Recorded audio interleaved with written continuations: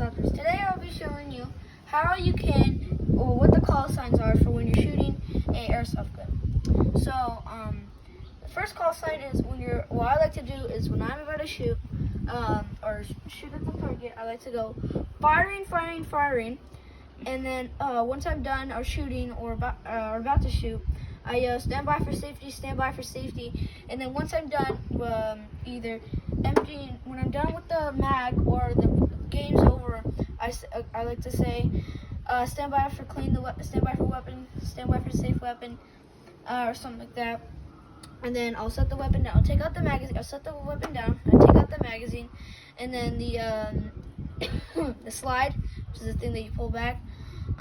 You take out the BB so you don't shoot it, and then even though the safety is on, you still don't want it to shoot. And then set it down in the safe direction, and then you can go pick up the targets or switch out the target or pick up the cans. And that's all I have for you today. Goodbye and have a great day.